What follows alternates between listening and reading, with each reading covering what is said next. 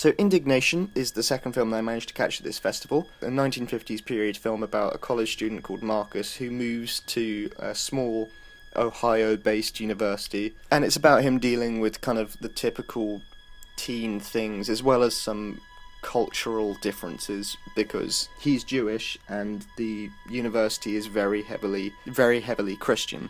And so that's a bit of tension as well. And it's also about his kind of spiritual awakening, as 95% of Sundance films seem to be about. But yeah, it's another coming-of-age story. So it's based on the novel by Philip Roth. And from what I've heard, it's a very short novel, so it's a kind of classic American story, if that gives an idea to it. So to me, it kind of gives the impression that it's like those classic American stories like kind of Carver or Cheever, where it's about the one central American character who spends more than half the time just in his head thinking about the greater scheme of things, and then is incredibly awkward on the outside. It's kind of like the typical American writing, and that's a microcosm situation about this awkward guy that's very introverted, and then it's at the same time a cultural thing, and I don't know, it's the thing that some people are going to really love and a lot of people aren't. And to be honest, if it wasn't well made as it is, it would be a very boring film. I reckon it would be. And so, well, I'll talk about well made first before going into the weaker parts.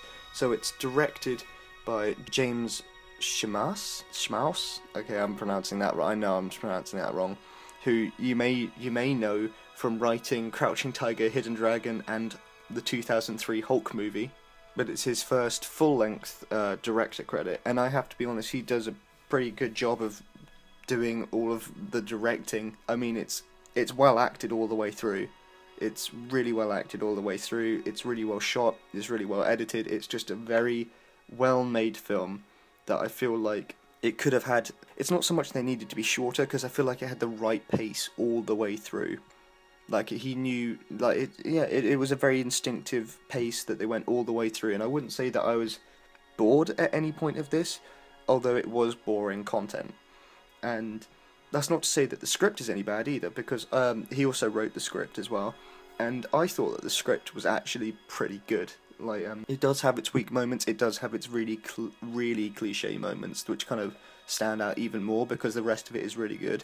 And it's one of those few things where, I mean, every writer likes to compare scenes to Tarantino or something like that, but it has several scenes in the film where they're very long talking scenes, and you don't, like, you kind of, in most films, you'd kind of think, okay, so this scene is going to go on for so long, and they'll cut, and then it has a moment where you realise this scene has gone on for a really long time, and I don't mean unbroken shots, I mean, like, just one conversation in a room goes on for a very long amount of time, and it never gets boring, because it's so well written. Really, I think that if there's one thing to take away from this film, even though I said, like, the cinematography, editing, directing is all really quite great, it's the script that stood out for me, because, as I said, boring content, but it actually managed to make it interesting all the way through.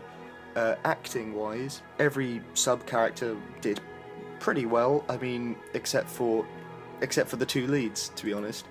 I mean, Sarah Gadon plays the love interest of the story, and she's good, but it's a very hard character to get right. Well, it's not ditzy. Ditzy's a kind of weak way to put it, but it can very easily come across as false or a bit too off the wall, and yeah, so I think she did as good a job with the character that she got, which is exactly what I would say for Logan Lerman, who's, I think it's James' least favourite actor, because, quote, that he's so bland, and this film does him no favours. He does it. The closest comparison to a character I can think of is Nick Carraway from Great Gatsby, because he's just the most plain character you can possibly imagine, and just everything's happening through him. I mean, he gets good moments as well, and I feel like Logan Lerman's really trying to make him not boring, but he's such a boring character, and if it wasn't just for what happens in the film that's boring, at the centre of it, you don't care for the character because he's so detached from everything that you just don't care about what happens to the character, and so all caring about the film is therefore lost as well. To me, anyway. That might be different for some people just because they might be drawn in by how pretty it looks and how well it's made, but at the same time, I think that it still needs to have a character that you can connect to. Yeah, so it's well done all the way through. I mean, the ending scene and beginning scenes in particular are quite cheesy, and then in between there's just the odd line of cheese, but that's it. I mean, and I don't mean cheesy like it suddenly goes bright coloured or anything like that. It's a bit just like it's art film cliche cheesy, like it's the kind of thing that you saw coming all along. I feel like it's a film that most people are either going to come out and just go, yeah, that was really boring, or some people are going to go, that took me by surprise. And to be honest, this took me by surprise a bit because I was expecting it to be just boring all the way through, but in fact I was just kind of, I got through it a bit just by thinking, that was really well done, that was really well done, that was really well done. So yeah, good director. I think everyone on everyone behind it was probably very good, and if they did another film with a better idea behind it, I'd actually be very much, I'd want to go see it. So yeah, Indignation, I'd say 7 out of 10. See, I'm saying no, but 6 out of 10. No, because I feel 6 out of 10 about it, even though I'd say that the production is about an 8 out of 10, or possibly a 9 out of 10 on the production scale, maybe, but no, 8 out of 10 on the production scale. But it's just, it's boring because the characters and because what's happening, it's boring.